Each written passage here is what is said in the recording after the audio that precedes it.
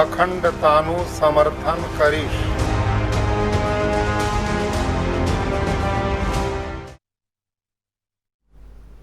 Welcome back. તો ગુજરાતના મંત્રીમંડળના શપથ તો લેવાઈ ગયા છે, પરંતુ હવે ખાતાઓની ફાળવણી બાકી છે ને તેના માટે જે કેબિનેટની મીટિંગ મળી રહી છે. આમ તો તમામના જે ખાતા છે તે નક્કી થઈ ગયા છે, પરંતુ હવે ફક્ત ઔપચારિકતા જ બાકી છે. સીએમ ભૂપેન્દ્ર પટેલની આ પ્રથમ કેબિનેટ બેઠક મળી રહી છે, જેના માટે સ્વર્ણિમ સંકુલમાં એક બાદ એક મંત્રીઓ પહોંચી રહ્યા છે. તમામ મંત્રીઓ જ્યારે કેબિનેટ બેઠકમાં પહોંચશે ત્યારે આ કેબિનેટ બેઠકની શરૂઆત થશે અને ત્યારબાદ તમામ જે મંત્રીઓ છે તેમને કયું કયું ખાતું સોંપવું તે નક્કી કરાશે. આમ તો તમામ જે લિસ્ટ છે તે તૈયાર થઈ ગયું છે. તમામ મંત્રીઓને આ અંગેની જાણકારી પણ અપાઈ ગઈ છે, પરંતુ હજી સુધી ચિત્ર સ્પષ્ટ થયું નથી, કારણ કે ખાતાઓની ફાળવણી બાકી છે, જે કેબિનેટ બેઠક બાદ જ આપવામાં આવશે. રાજેન્દ્ર ત્રિવેદી પણ અત્યારે કેબિનેટ બેઠકમાં પહોંચી ગયા છે, જેમને અત્યારે કેબિનેટમાં અત્યારે સ્થાન આપવામાં આવ્યું છે. કેબિનેટ મિનિસ્ટ્રીમાં અત્યારે હાલ રાજેન્દ્ર ત્રિવેદી ત્યાં પહોંચ્યા છે. થોડીક ક્ષણો પહેલા જીતુ વાઘાણી પણ પહોંચ્યા હતા, હર્ષ સંઘવી પણ પહોંચ્યા હતા, ઋષિકેશ પટેલ અત્યારે ત્યાં પહોંચ્યા છે. તેમનું પણ અત્યારે જે સમર્થકો છે તેમનું અભિવાદન ઝીલી રહ્યા છે. ત્યાંના જે તેમના ટેકેદારો છે તેમની સાથે પણ તેમણે વાતચીત કરી હતી. એક બાદ એક જે મંત્રીઓ છે તે અત્યારે કેબિનેટ મીટિંગ માટે મળી રહ્યા છે, ત્યાં પહોંચી રહ્યા છે. હજુ સુધી ઘણા એવા મિનિસ્ટર છે જે પહોંચ્યા નથી. તેવું તમામ જે મંત્રીઓ અહીંયા પહોંચશે ત્યારબાદ જ આ મીટિંગની શરૂઆત થવાની છે. અમારા સહયોગી હિરેન રાવલે કહ્યું તે પ્રમાણે બે જ મંત્રીઓ છે તે આ કેબિનેટ મીટિંગમાં હાજર નહીં રહે. ત્યારબાદ તમામ જે 23 લોકો છે તે આ કેબિનેટ મીટિંગમાં હાજર રહેવાના છે અને તમામ લોકોને ખાતાની ફાળવણી કરાશે. સ્વર્ણિમ સંકુલમાં કેબિનેટ બેઠકની શરૂઆત થઈ ગઈ છે. આખરે આજે ઘણા 2-4 દિવસથી જે ચર્ચાઓ ચાલતી હતી કે આખરે સીએમ ભૂપેન્દ્ર પટેલની નવી સરકાર કેવી હશે, તેના હવે તમામ ચહેરા સામે આવી ગયા છે. હવે ફક્ત કોને કયા ખાતા મળવાના છે તે જ જોવાનું રહેશે.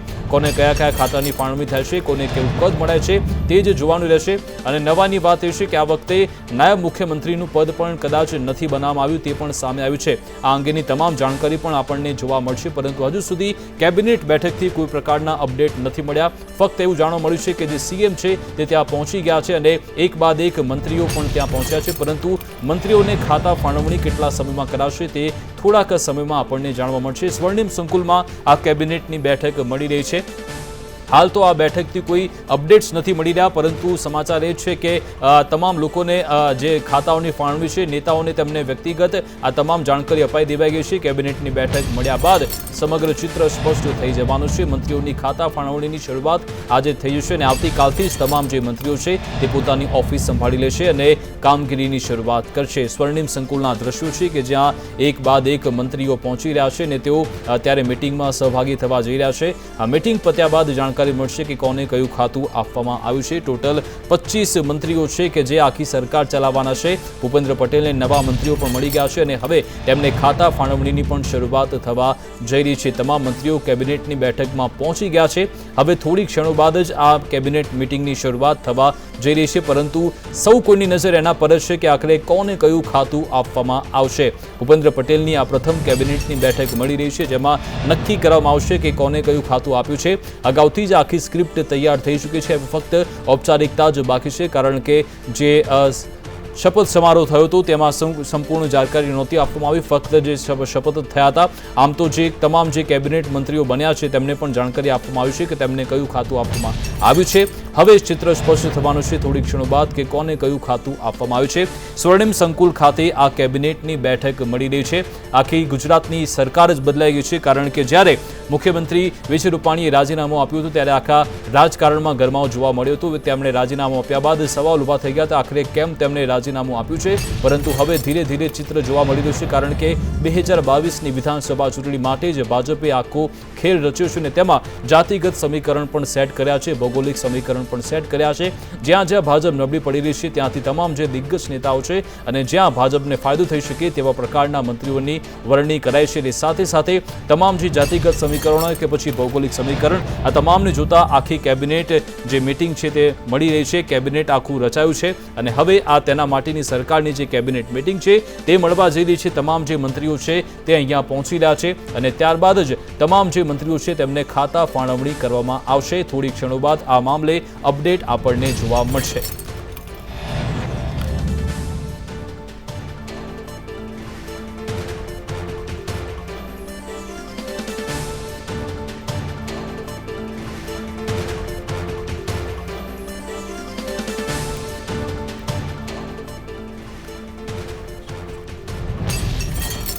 તો મંત્રીઓને ખાતા ફાળવણીની શરૂઆત તો થવા જવાની છે, પરંતુ આખરે આ તમામ જે સમીકરણ રચાયા છે તેનાથી ભાજપને પણ કેવા પ્રકારનો ફાયદો થશે તે જોવાનું રહેશે, કારણ કે 2022ની ચૂંટણી માટે જ આ આખું સમીકરણ રચવામાં આવ્યું છે, આખી સરકાર પણ બદલવામાં આવ્યું છે। તેવામાં આ તમામ વિશે ચર્ચા પણ કરીશું। અમારી સાથે કોંગ્રેસ નેતા પણ જોડાયેલા છે, કોંગ્રેસ પ્રવક્તા પણ છે, અમારી સાથે જોડાયેલા છે કમલેશભાઈ પટેલ જોડાયેલા છે, તેમની પાસે પણ ચર્ચા કરીશું। કમલેશભાઈ, આપની પાસે આવવા માંગીશ કે અત્યારે કેબિનેટની બેઠક તો મળવા જઈ રહી છે, સાથે સાથે જે પ્રકારની પરિસ્થિતિ જોવા મળી રહી છે, ખાતાઓની ફાળવણી બાદ કેવા પ્રકારની પરિસ્થિતિ જોવા મળશે, આનો ફાયદો ભાજપને 2022માં થશે ખરા? જે મંત્રીમંડળ નવું બન્યું છે એ તમામ મંત્રીઓને સૌપ્રથમ તો હું શુભકામનાઓ પાઠવું છું। ગુજરાતની પ્રજા માટે જે મોંઘવારી છે, બેરોજગારી છે, આર્થિક મંદી છે, એમાંથી બહાર નીકળવા માટેના ઉપાયો કરી અને તાત્કાલિક પ્રજાએ જેમને ચૂંટ્યા છે એનું એ ઋણ અદા કરે। કોને કયું ખાતું ચૂકવવું એ એમનો મુખ્યમંત્રીના હાથમાં છે ને એમનો પક્ષનો મામલો છે। ફાયદો નુકસાન બિલકુલ કમલેશભાઈ, આપને અટકાવવા માંગીશ કે અમારી સાથે અત્યારે પૂર્વ નાયબ મુખ્યમંત્રી નીતિનભાઈ પટેલ જોડાઈ ગયા છે। નીતિનભાઈ, આપનું સંદેશ ન્યૂઝમાં સ્વાગત છે। ગુજરાતને આખરે નવી સરકાર મળી ચૂકી છે।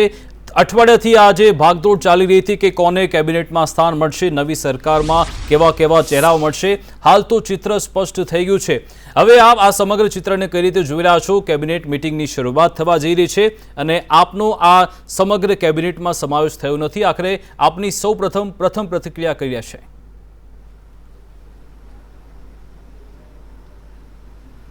જો સૌથી પહેલાં તો આપે જે છેલ્લું કહ્યું એની હું સ્પષ્ટતા કરી દઉં કે ભૂપેન્દ્રભાઈ પટેલ મુખ્યમંત્રીશ્રીની નવી કેબિનેટમાં અમારા જૂના કોઈ પણ સાથીને મંત્રીમંડળમાં પક્ષના દિલ્હીના હાઈકમાન્ડના નિર્ણય પ્રમાણે એક પણ જૂના મંત્રીશ્રીને નવા મંત્રીમંડળમાં સમાવેશ કરવામાં આવ્યા નથી, જેમાં મારો પણ સમાવેશ થઈ જાય છે।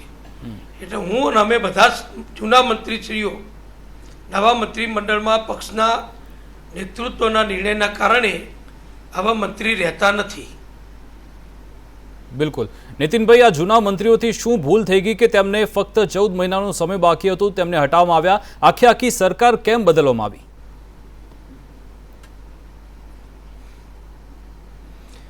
જો કોઈની કોઈ ભૂલ થઈ હોય એવું મને પ્રથમ દૃષ્ટિએ જણાતું નથી। મુખ્યમંત્રી વિજયભાઈને પણ બદલ્યા, એનું પણ કોઈ કારણ હજુ જાહેર કરવામાં આવ્યું નથી, પરંતુ સામાન્ય રીતે જે ચર્ચા ચાલી રહી છે કે ચૂંટણી પહેલાં નવા ચહેરા, યુવાન મંત્રીઓ, જુદા જુદા વિસ્તારના જુદી જુદી જ્ઞાતિના સમાજોનું પ્રતિનિધિત્વ કરતા મંત્રીઓને જેમને અત્યાર સુધી તક નથી મળી એવા ધારાસભ્યોને મંત્રી બનાવી પ્રજાની વચ્ચે કામ કરતા કરવા અને એમના માન સન્માનમાં વધારો કરવો એ પ્રમાણેની વ્યૂહરચના હોય એવું હું માનું છું। બિલકુલ, તમે કહ્યું છે કે મોવડી મંડળે હજુ સુધી સ્પષ્ટતા નથી કરી, તમને લગતું કે જે મોવડી મંડળ છે તેમણે તમામ નેતાઓ માટે સ્પષ્ટતા પણ કરવી જોઈએ, સાથે સાથે ગુજરાતની જનતાને પણ જવાબ આપવો જોઈએ કે આખરે આ સરકાર કેમ બદલાઈ? જો અમારા કરતાં મોટા નેતાઓ, અનુભવી નેતાઓ જ્યારે કોઈ નિર્ણય કરતા હોય, આટલો મોટો નિર્ણય હું એમ માનું છું કે આખા દેશમાં પહેલીવાર ભારતીય જનતા પક્ષે કર્યો છે કે આખી રાજ્ય સરકારના બધા જ મંત્રીઓને બદલી નવા બધા મંત્રીઓને બનાવવા। એ ભારતમાં ગુજરાત પહેલું રાજ્ય છે કે જ્યાં આ નિર્ણય કરીને અમલ કરવામાં આવ્યો છે। એટલે આવું મોટું કામ, મોટો નિર્ણય, વ્યાપક અસર કરતો નિર્ણય એ મોવડી મંડળે નેતૃત્વએ પૂરેપૂરી વિચારણા કરી અને પ્લસ માઇનસ બધું સમજી અને કર્યો છે એવું અમારે માનવું જોઈએ। બિલકુલ, તમે માનશો। અને સાથે 2022 માટે નીતિન પટેલની ભૂમિકા શું રહેશે? કારણ કે 2022ની ચૂંટણી નજીકમાં છે, તેના માટેની જે તૈયારી છે અને તેના માટે જ આ સોગટા ગોઠવા છે અને ગુજરાતમાં જે પ્રયોગો થઈ રહ્યા છે તે દેખાઈ રહ્યું છે કે 2022 જીતવા માટે જ આ થઈ રહ્યું છે, તેવામાં નીતિન પટેલની શું ભૂમિકા રહેશે?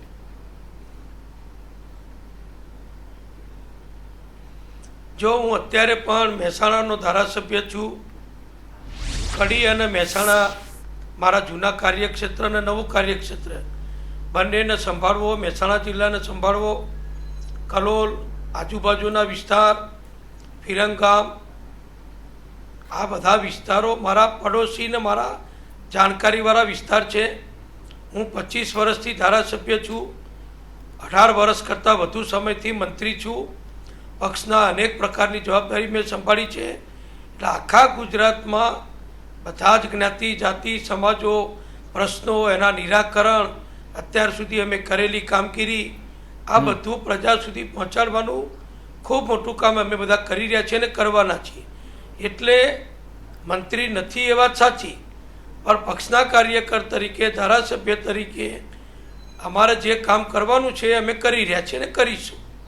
બિલકુલ નીતિનભાઈ, શપથ ગ્રહણ સમારોહ થવાનો હતો ને આ અટકાવવામાં આવ્યો હતો. ગઈકાલે તમામ તૈયારી પણ થઈ ગઈ હતી અને ઘણા બધા જે મિનિસ્ટર હતા, પૂર્વ મંત્રી હતા, તે કદાચ લોબિંગ પણ કરી રહ્યા હતા કે તેમને પણ મંત્રી પદ મળી જાય. આપની શું પ્રતિક્રિયા હતી? કારણ કે એવા સમાચાર પણ હતા કે ઘણા બધા જે પૂર્વ મંત્રીઓ છે તે દિલ્હી સુધી વાતચીત પણ કરી રહ્યા છે. તેવામાં આપનું આ સમગ્ર બાબતે શું કહેવું છે કે નો રિપીટ થિયરી એ કારગત સાબિત થઈ રહી છે કે પછી આ ખોટો નિર્ણય છે?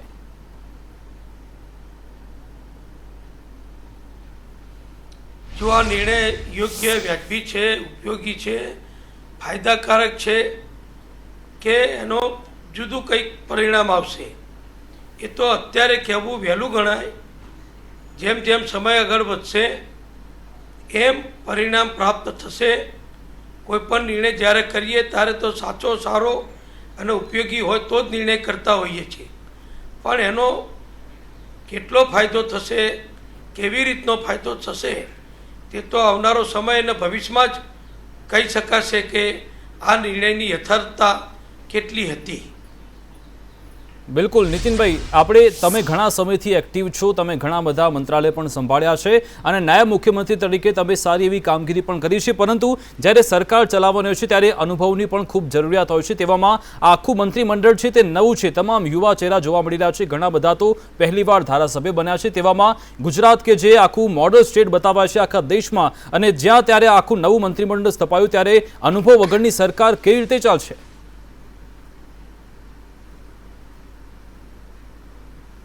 જો આ તમારો બહુ પ્રશ્ન અગત્યનો છે, મોટો છે. અમારા માટે બધા માટે પણ આ ખૂબ અગત્યની વાત છે કે નવા ધારાસભ્ય, નવા મંત્રી અને આવડું મોટું ગુજરાત સરકારનું 2,70,000 કરોડનું બજેટ જે નાણામંત્રી તરીકે મેં વિધાનસભામાં મૂક્યું હતું ને અત્યારે અમલમાં છે, એ રકમને વાપરવાની, દરેક વિભાગની યોજનાઓનો અમલ કરાવવાનો, દરેક જ્ઞાતિ જાતિ સમાજ વિસ્તાર અનેક પ્રકારના પ્રશ્નોનું નિરાકરણ કરવાનું અને સાથે સાથે પક્ષની કામગીરી પણ આગળ વધારવાની, પોતાના વિસ્તારને પણ સાચવવાનું, આ બધું અઘરું ને મોટું કામ એ સવા વર્ષમાં જ કરવાનું છે.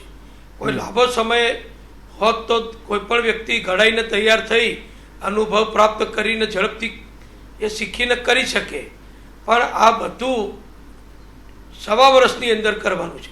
અને હું તો એમ કહીશ કે સવા વર્ષ પણ નહીં, એટલા માટે કે પછી આચારસંહિતા, ચૂંટણીની તૈયારીઓ, ઉમેદવાર પસંદ કરવાની તૈયારીઓ, પાર્લામેન્ટરી બોર્ડ, આ બધા મોટા કામોમાં પણ મોટા સિનિયર મુખ્યમંત્રી સહિતના બધા લોકો, સિનિયર નેતાઓ, એ બધા એમાં ખૂબ સમય ફાળવવો પડશે.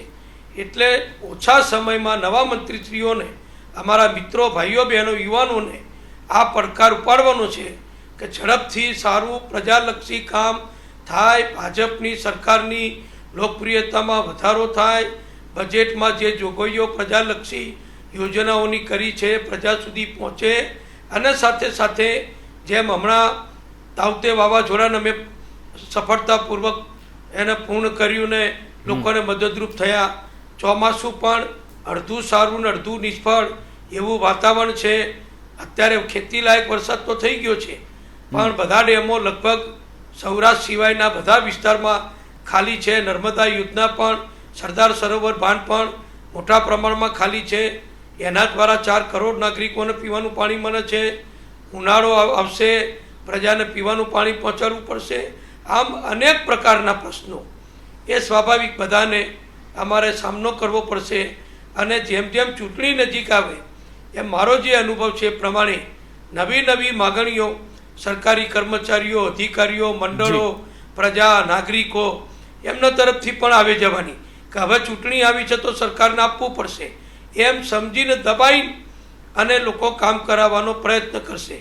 એવા સમયમાં આ બધું નિર્ણયો કરવાના છે અને પક્ષનું કામ તો પાછું પ્રજાનું કાર્યકરોને સાથે રાખી, સંપર્કમાં રાખી અને બધું કરવાનું છે.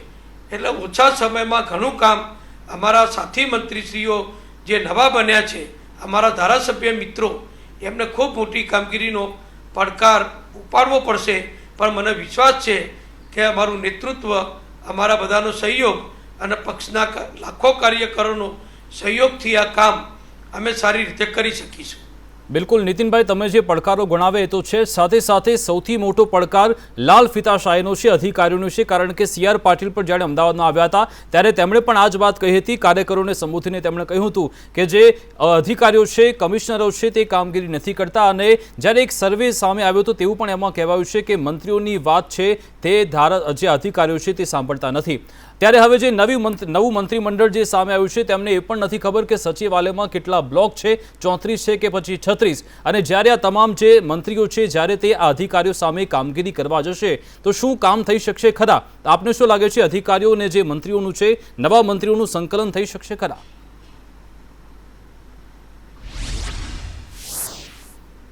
જો તમારી આ વાત પણ ખૂબ અગત્યની ને સાચી છે કે લાખો કર્મચારીઓ તાલુકા કક્ષાથી માંડીને સચિવાલય કક્ષા સુધી, મુખ્ય સચિવથી માંડીને ક્લાર્ક સુધીના અધિકારીઓ, કર્મચારીઓ લગભગ 5 લાખથી વધુ છે. એમની પાસે અમારી બધી યોજનાઓનો અમલ કરવાની જવાબદારી છે. અમે તો નિર્ણયો કરીએ, બજેટ ફાળવીએ, એના પરિપત્ર કરીએ, એનું ફોલોઅપ કરીએ, પણ પ્રજા સુધી, લાભાર્થી સુધી, ઘર ઘર સુધી બધા લાભ પહોંચાડવાનું કામ તંત્ર કરે છે. અને તંત્ર પાસે કામ કરાવવું એ ખૂબ મોટું કામ છે, અઘરું કામ છે, સતત સંકલન અને ફોલોઅપ માગી લેતું કામ છે.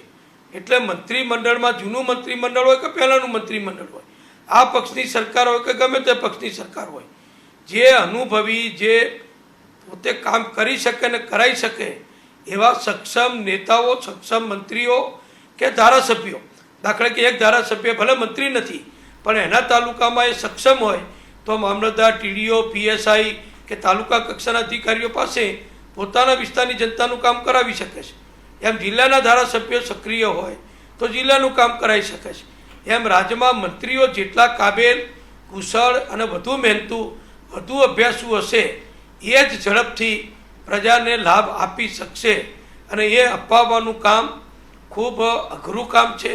મારા અનુભવમાં પણ મેં જોયું છે કે ખૂબ મહેનત પછી, ખૂબ ફોલોઅપ પછી, ખૂબ પીઠ થપથપાવી અને અધિકારીઓ, કર્મચારીઓ પાસે કામ કરાવવું પડે છે અને કરીએ છીએ અને કરાવીશું. બિલકુલ નીતિનભાઈ, જ્યારે ભૂપેન્દ્ર પટેલની CM તરીકે વરણી થઈ હતી ત્યારે એ તો રાજ્યપાલ તેમનો કાફલો પહોંચી ગયો હતો, પરંતુ તમે મહેસાણા પહોંચ્યા હતા એક કાર્યક્રમ માટે અને ત્યારબાદ તમારું જે નિવેદન આવ્યું હતું તે ખૂબ જ સોશિયલ મીડિયામાં વાયરલ પણ થયું હતું. મારે પૂછવું છે કે શું એ તમારો આક્રોશ હતો કે પછી ફક્ત તમે તમારી લાગણીઓ દર્શાવી હતી?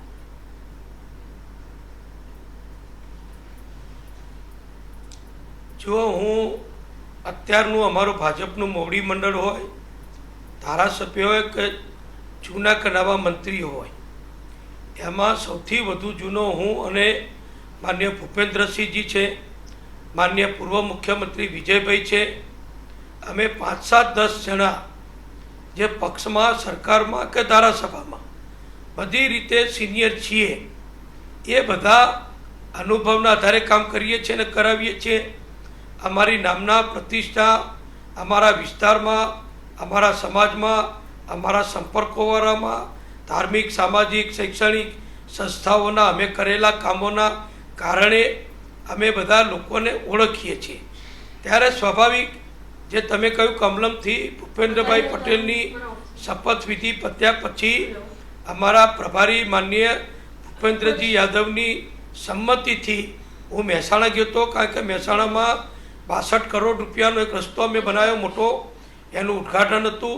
ગંદા પાણીના નિકાલની વ્યવસ્થા કરી, એનું ઉદ્ઘાટન હતું.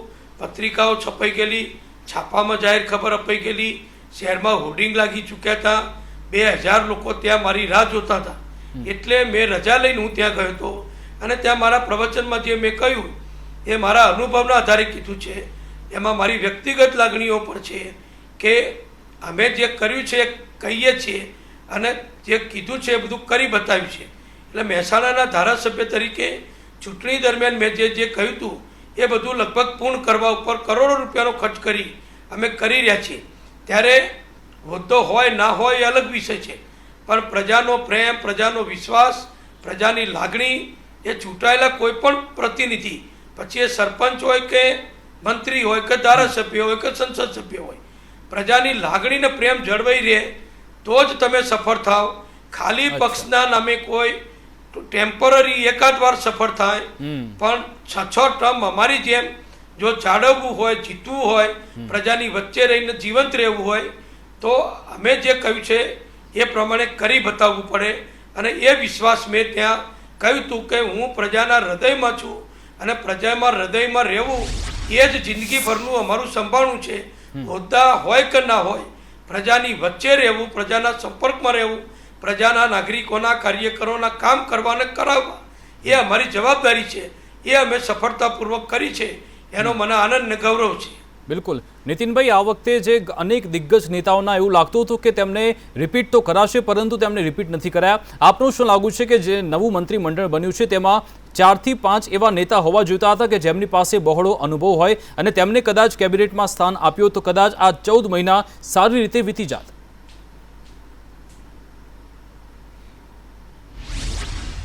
જો આ લાગણી તમારી છે એવી લાખો લોકોની છે, પણ મેં અગાઉ કહ્યું એમ જ્યારે અમારા ઉચ્ચ કક્ષાના રાષ્ટ્રીય નેતૃત્વએ આખું મંત્રીમંડળ બદલી નાખવાનું, જેમાં નાયબ મુખ્યમંત્રીથી માંડીને એટલે કે નીતિનભાઈથી માંડીને ભૂપેન્દ્રસિંહજી હોય, સૌરભભાઈ હોય, પ્રદીપસિંહજી હોય, CR અમારા RC ફળદુ હોય, જયેશભાઈ રાદડિયા હોય, અમારા કુંવરજીભાઈ બાવળિયા હોય કે જવાહરભાઈ ચાવડા હોય, આવા મંત્રીઓ જે વિવિધ સમાજોનું પણ પોતાના સમાજની પ્રતિષ્ઠાથી પ્રતિનિધિત્વ કરી રહ્યા છે. એવું નથી કે મંત્રી એકલા હતા, દરેકનું પોતપોતાના સમાજમાં, વિસ્તારમાં, જ્ઞાતિમાં, કેળવણીમાં, શૈક્ષણિક પ્રવૃત્તિઓમાં, સામાજિક પ્રવૃત્તિઓમાં, સમૂહ લગ્ન પ્રવૃત્તિઓમાં અનેક પ્રકારનું યોગદાન છે. એટલે એ બધા જ વરિષ્ઠોને જ્યારે એક સામટા બદલ્યા છે ત્યારે હવે એ જ નિર્ણય ઉપર અમારે કોઈ ટીકા ટિપ્પણી કરવાની નથી રહેતી, કારણ કે અમારા વરિષ્ઠ મોવડીઓએ જ્યારે આ નિર્ણય કર્યો હશે ત્યારે બધું જ ગંભીરતાપૂર્વક વિચાર્યું હશે એવું અમે માનીએ છીએ. બિલકુલ. નીતિનભાઈ, જે મંત્રીમંડળ સ્થપાયું છે તેમાં ઘણા બધા એવા નેતાઓ છે કે જે કોંગ્રેસમાંથી ભાજપમાં આવેલા છે, ઘણા તો હમણાં પેટા ચૂંટણીમાં જીતેલા છે, તેમને હવે મંત્રીપદ મળી ગયું છે. જો નો રિપીટેડ થિયરી અપનાવી હોત, જો જૂના જે ભાજપના કાર્યકરોનો ઉત્સાહ વધારો હોત, તો પછી તમામ જે મૂળ ભાજપી નેતા છે તેમને જ મંત્રીમંડળમાં સ્થાન કેમ ન પાયું? આ મામલે આપનું શું કહેવું છે? જો હું આમાં કોઈ ટિપ્પણી કે કોઈ કોમેન્ટ નહીં કરું, કારણ કે રાષ્ટ્રીય નેતાઓ, ટોચના નેતાઓનો નિર્ણય હોય એમાં મારે કોઈ ટીકા ટિપ્પણ કરવી એમાં હું નાનો પડું. ફરીથી કહું કે એમણે જે પણ વિચાર્યું હશે એ સમજી વિચારીને નિર્ણય કર્યો હશે. બિલકુલ.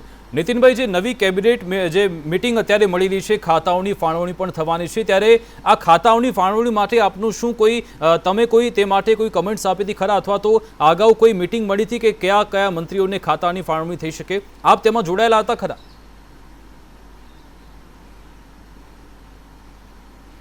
જો મેં સ્પષ્ટતા કરી મંત્રીઓની પસંદગીની યાદી માટે કે મંત્રીઓને કેબિનેટ, રાજ્યકક્ષા કે સ્વતંત્ર હવાલો આપવો એ માટે કે કોને મંત્રી બનાવવા કે ન બનાવવા એ માટે કોઈ જગ્યાએ કોઈ ચર્ચા કોઈની સાથે કરી નથી. અને ખાતાઓની ફાળવણી પણ જે થવાની છે એ ખાતાઓની ફાળવણી માટે પણ કોને કયો વિભાગ આપવો એ અંગે પણ કોઈ ચર્ચા કોઈની સાથે મેં કરી નથી કે મારી સાથે કોઈએ કરી નથી. એટલે મંત્રીઓની પસંદગી માટે પણ મારી સાથે કોઈએ કોઈ ચર્ચા નથી કરી. જે યાદી બની એ પણ મારી સમક્ષ કોઈ ચર્ચા નથી થઈ કે ખાતાઓ જે વહેંચણી થવાની છે એના અંગે પણ કોઈ ચર્ચા મારી સાથે કોઈએ કરી નથી. એટલે આ બંને બાબતોમાં હું નિર્લેપ છું. બિલકુલ નીતિનભાઈ, એ પણ સવાલ છે કે અત્યારે એવું લાગી રહ્યું છે કે ભાજપમાં કોઈ જૂથવાદ સામે આવી શકે છે, કારણ કે જૂના અનેક દિગ્ગજ મંત્રીઓ છે તેમને મંત્રીમંડળમાં સ્થાન નથી મળ્યું. આમ તો કહેવાય રહ્યું છે કે ઘીના ઠામમાં ઘી પડી ગયું છે, પરંતુ ખરેખર નારાજગી દૂર થઈ છે ખરા, અથવા તો પછી આંતરિક નારાજગી હજુ પણ છે જ?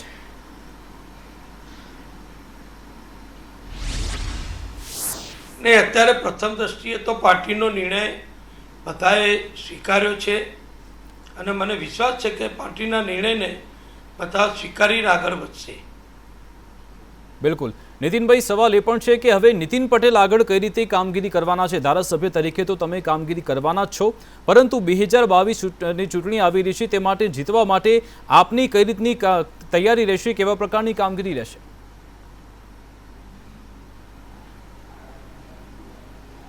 જો હું તો 12 મહિના 24 કલાક પ્રજા વચ્ચે, કાર્યકરો વચ્ચે સરકારની કામગીરી, પક્ષની કામગીરી, સ્થાનિક વિસ્તારની કામગીરી, જુદી જુદી જ્ઞાતિઓ સમાજોને લગતી શૈક્ષણિક કામગીરી, ધાર્મિક કામગીરી, સમૂહ લગ્ન, કોઈ સાજુ માધું, બધા જ પ્રસંગોમાં વર્ષોથી બધાની સાથે સંકળાયેલું છું, જોડાયેલો છું. એટલે કાલ સવારે ચૂંટણી આવે તો પણ મને કોઈ ચિંતા નથી, કારણ કે હું 12 મહિના આજીવન પ્રજાની, કાર્યકરોની, હોદ્દેદારોની સાથે જોડાયેલો છું. આ બધી ચિંતા જે ઓછું કામ કરેલું હોય, પ્રજાની વચ્ચે ઓછા રહ્યા હોય, એમને આ બધું કરવાનું હોય છે. હું તો ફરીથી સ્પષ્ટતા કરું કે કાલે સવારે ચૂંટણી જાહેર થાય તો મારે કોઈ નવું કામ કરવાનું રહેતું નથી, કારણ કે આજીવન 12 મહિના 24 કલાક પ્રજા, કાર્યકરો, પક્ષ ને સરકાર, આના સિવાય કોઈ કામ મેં કદી કર્યું નથી.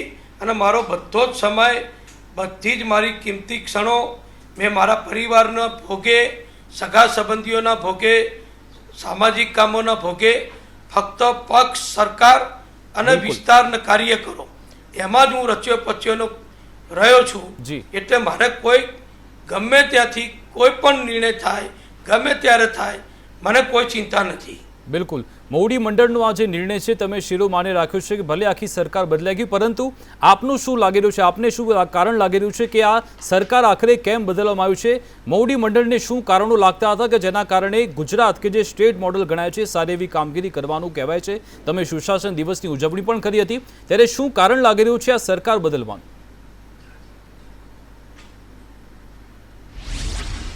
જો સરકાર બદલાઈ એટલે સરકાર નિષ્ફળ હતી એવું કોઈ માનવાનું કારણ નથી.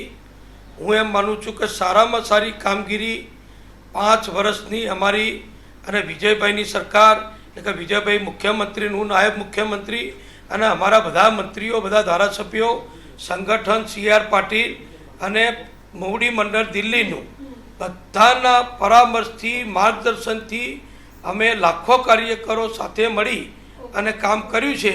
એટલે નિર્ણય કેમ લેવાયો એ અંગે હું કંઈ ના કહી શકું. નિર્ણય લેવાના કોઈ કારણો છે, અને કંઈક આવો નિર્ણય લેતા હું એમ માનું છું કે મોવડી મંડળને કોઈ આનંદ નહીં થયો હોય, પણ એમને કોઈ જરૂરિયાત લાગી હશે કે આ બદલવું જરૂરી છે ગુજરાતના આવનારા પાર્ટીના ભવિષ્ય માટે, ફરી નવી સરકાર બનાવવા માટે નવું લોહી, યુવાન ચહેરા, નવા સમાજો, નવા વિસ્તારો લઈને પ્રજાની વચ્ચે જવું એવું વિચાર્યું હોય તો આ નિર્ણય થયો હશે. બિલકુલ નીતિનભાઈ, મારો સવાલ એ છે કે 2022માં મોવડી મંડળે જો એવું કહ્યું કે નીતિનભાઈ ચૂંટણી નહીં લડે, તો પછી નીતિનભાઈનું શું માનવું રહેશે? જો અત્યારે હું ધારાસભ્ય છું, કોઈએ કંઈ કીધું નથી, કહેવાનો સમય આવશે, નિર્ણય લેવાશે, ત્યારે જે નિર્ણય કરવાનો છે એ યથાયોગ્ય સમય કરીશું. અત્યારે પક્ષમાં બધા જ મને સન્માન આપે છે. તમે આજે જોયું હશે શપથવિધિ સમારંભ વખતે પણ હું જ્યારે મંચ ઉપર ગયો ત્યારે સેંકડો કાર્યકરો ઊભા થઈ ભારત માતાની જય બોલી, વંદે માતરમ બોલી, તાળીઓ વગાડી અને મારું સન્માન કર્યું. માનનીય પૂર્વ મુખ્યમંત્રી વિજયભાઈ, અમારા રાષ્ટ્રીય મહામંત્રી શ્રી, અમારા સંગઠનના મહામંત્રી શ્રી CR પાટીલજીએ પણ ખૂબ ઉમળકાભેર મારું મંચ ઉપર સ્વાગત કર્યું. મને મંચ ઉપર સ્થાન મળ્યું.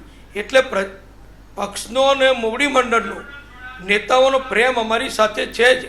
અને ભૂપેન્દ્રભાઈ મુખ્યમંત્રી તો મારા મિત્ર છે, મારા પાડોશી છે, અમારા સમાજના છે, એટલે એમને મેં પહેલા દિવસે જ જ્યારે મારા ઘરે મળવા આવ્યા ત્યારે મેં કહ્યું કે ભૂપેન્દ્રભાઈ તમારે કોઈ ચિંતા નહીં કરવાની, મારી તમામ શક્તિથી હું તમને સહયોગ કરીશ, મદદ કરીશ, જ્યાં સલાહની જરૂર છે ત્યાં સલાહ આપીશ, માર્ગદર્શન આપીશ અને તમારા પડખે ઊભો રહીશ. આ મેં કીધેલું જ છે. અને મારા પક્ષ માટે કંઈ કરવું એ મારી કોઈ એમાં હું નવાઈ નથી કરતો, એ મારી ફરજ છે, મારી જવાબદારી છે. આ 30 વર્ષમાં પક્ષે મને ઘણું આપ્યું છે. કોઈને ન મળ્યા હોય એટલા સમય કેબિનેટ મંત્રી તરીકેનો લાંબામાં લાંબો મને મળ્યો છે. સૌથી વધુ ડિપાર્ટમેન્ટની જવાબદારી, મહત્ત્વના ખાતાઓની કામગીરી પક્ષે મને સોંપી છે અને પક્ષના દરેક ફોરમમાં, પછી એ પ્રદેશ કારોબારી હોય, રાષ્ટ્રીય કારોબારી હોય, બધામાં હું સભ્ય છું. એટલે બધાએ મારું માન સન્માન હંમેશા રાખ્યું છે અને હું પણ બધાનું માન સન્માન રાખવાનો સતત પ્રયત્ન કરું છું. ફક્ત મંત્રી હોઈએ એટલે માન સન્માન એવું નહીં, પણ ગૌરવપૂર્વક પક્ષનું કામ કરવું, પક્ષની નિષ્ઠાપૂર્વક સેવા કરવી અને પક્ષ માટે જ બધું કામ કરીને સમય આપવો એ મારા સ્વભાવમાં છે. અને જ્યાં જરૂરી હોય તો સાચું, અને કોઈને કદાચ કડવું લાગે તો કડવું પણ કહેવાનું હિંમત હું કરું છું. પણ મારું આ કહેવાની ભાવના એ પક્ષના, સરકારના અને ગુજરાતના હિતમાં હોય છે. એટલે બધાને ખબર છે કે નીતિનભાઈ ભલે કડક બોલે છે, કડવું બોલે છે, પણ સાચું બોલે છે અને બધાના ઉપયોગી બોલે છે. એટલે મારી સલાહ લગભગ બધા માન્ય રાખે છે. બિલકુલ. નીતિનભાઈ, તમને લાગે છે કે તમે આખા બોલા છો, કડવું બોલો છો, સીધે સીધું પરખાવી દો છો? તેનું જ આ કારણ છે કે મુખ્યમંત્રીમાં તમારું નામ છેક સુધી આગળ હતું, તમારું નામ જ ચર્ચાઈ રહ્યું હતું ને પછી ભૂપેન્દ્ર પટેલનું નામ આવી ગયું. આ મામલે ફક્ત આપની પ્રતિક્રિયા જોઈએ છીએ. ના, તમારું અવલોકન સાચું નથી. સાચી વાત કરવી, સારી વાત કરવી અને પોલસન મારવી એ વાતમાં ફરક છે. ઘણા લોકો ખાલી મોં પર મીઠું મીઠું બોલે ને પછી છૂરો મારે પીઠમાં, એવા ઘણા લોકો હોય છે. હું એ માનો નથી. હું તો મારે જે યોગ્ય લાગે એ સાચું વ્યક્તિને તરત જ કહું છું અને બધાના હિતમાં કહું છું. કોઈનું અહિત કે મારા સ્વાર્થ માટે નથી કહેતો.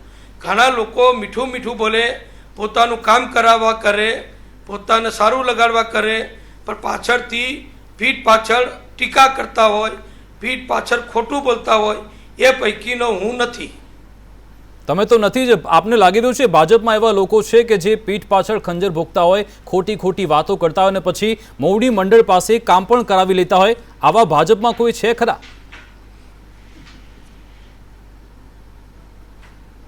એને ભાજપની વાત હું નથી કરતો. હું તો તમામ નાગરિકોની, તમામ ક્ષેત્રની, વેપાર, ધંધા, ઉદ્યોગ, દરેક ક્ષેત્રમાં આવા લોકો હોય કે જે દરેકના સ્વભાવ જુદા જુદા હોય છે.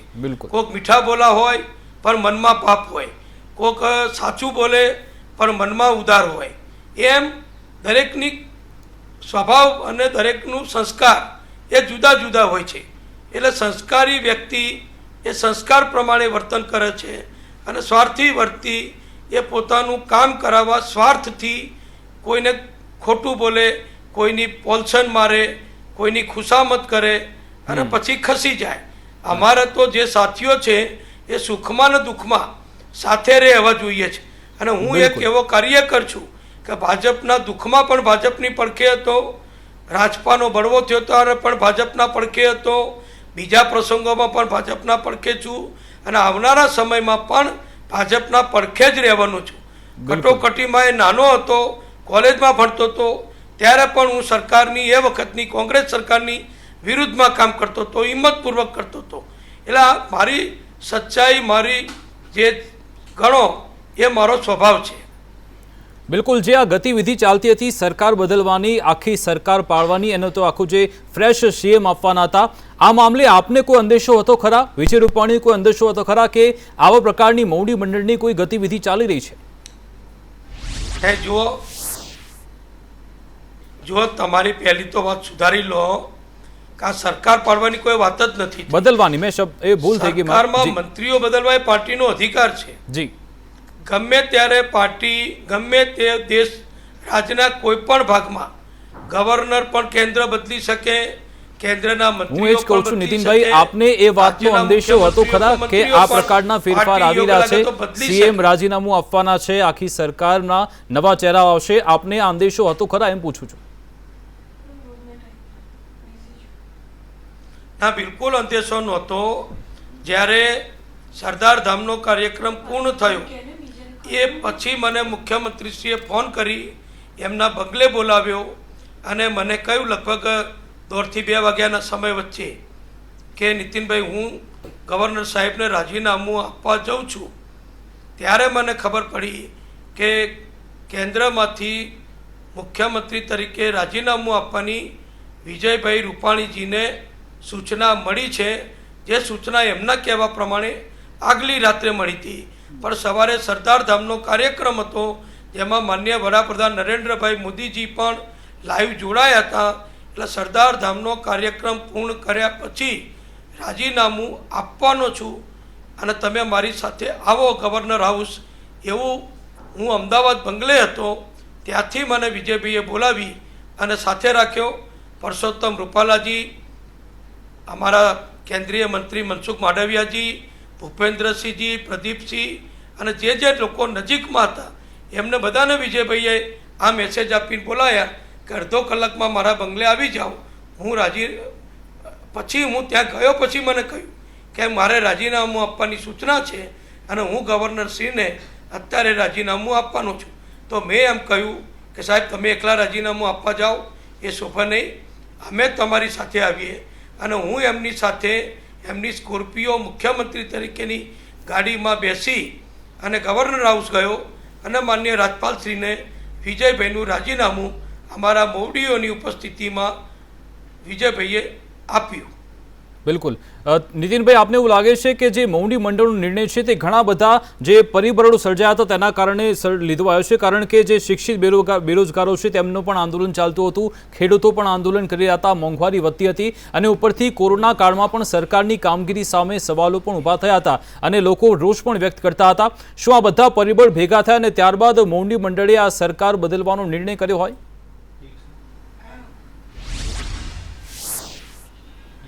જો મેં તમને અગાઉ પણ કહ્યું કે મોવડી મંડળે જે નિર્ણય કર્યો એના ઉપર કોઈ ટીકા ટિપ્પણ કરવાનો, અવલોકન કરવાનો, કોમેન્ટ કરવાનો મને કોઈ અધિકાર નથી. એ બધા સિનિયરમાં સિનિયર અનુભવી વરિષ્ઠ નેતાઓ છે. આ વરિષ્ઠ નેતાઓ જે નિર્ણય કર્યો હોય એ અનેક પાસાઓને ધ્યાનમાં રાખી અને કર્યો હશે, એ અમારે સ્વીકારવાનો છે અને મેં સ્વીકાર્યો. અને આજે નવું મંત્રીમંડળ બની ગયું અને નવા મંત્રીશ્રીઓને પણ અમે તન મનથી સંપૂર્ણ સહયોગ આપીશું, એટલું જ હું કહી શકું. બિલકુલ. નીતિનભાઈ, આપને અંતિમ સવાલ પૂછવા માંગીશ, કારણ કે વિજય રૂપાણી તો સ્પષ્ટ કરી ચૂક્યા છે કે હું ગાંધીનગરમાં જ રહેવાનો છું, રાજકોટમાં રહીશ. હવે નીતિન પટેલનું ભવિષ્ય શું રહેશે? રાષ્ટ્રીય સ્તરે આગળ વધવા માંગશો કે પછી ગુજરાતમાં જ રાજકારણની ધુરા સંભાળશો? કારણ કે એવી ચર્ચા પણ છે કે તમને રાજ્યપાલનું પદ પણ મળી શકે છે.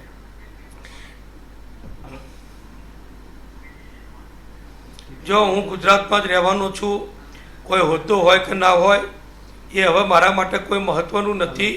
કારણ કે મેં અગાઉ પણ આપને કહ્યું કે સૌથી વધુ સમય ભાજપની સરકારમાં મુખ્યમંત્રીઓ જે અમારા બન્યા, માનનીય કેશુભાઈ પટેલ, માનનીય નરેન્દ્રભાઈ, માનનીય આનંદીબેન ને માનનીય વિજયભાઈ, આ બધા જ મુખ્યમંત્રીઓના સાનિધ્યમાં કામ કરવાની મને તક મળી છે. એકમાત્ર એવો કદાચ મંત્રી હું હોઈશ કે બધા સાથે મને કામ કરવાની તક મળી. મારી સાથે મારા જેટલા જ વરિષ્ઠ લગભગ ભૂપેન્દ્રસિંહજી ચુડાસમા છે. બાકી કોઈ વરિષ્ઠ મંત્રી, વરિષ્ઠ કાર્યકર, સિનિયર નેતા સંગઠનમાં કે સરકારમાં અત્યારે નથી. એટલે હું મારી કામગીરી ચાલુ રાખવાનો છું. હું મહેસાણાનો ધારાસભ્ય ચાલુ છું અને મહેસાણાના ધારાસભ્ય તરીકે, પક્ષના કાર્યકર તરીકે બધી જ કામગીરી મારી યથાવત ચાલુ છે. અને સરકારમાં પણ કોઈને કંઈ સહયોગની જરૂર હશે, કોઈ મને સૂચના આપવામાં આવશે, પક્ષમાંથી કોઈ જવાબદારી સોંપીને સૂચના આપવામાં આવશે, તો નવી સરકારને, નવા મંત્રીઓને અમારા પક્ષના સંગઠનને મજબૂત કરવા માટે જે કરવાનું હશે એ બધું જ હું કરતો રહીશ. બિલકુલ. નીતિનભાઈ, આપ અમારી સાથે જોડાયા અને ચર્ચા કરી તે બદલ આપનો ખૂબ ખૂબ આભાર.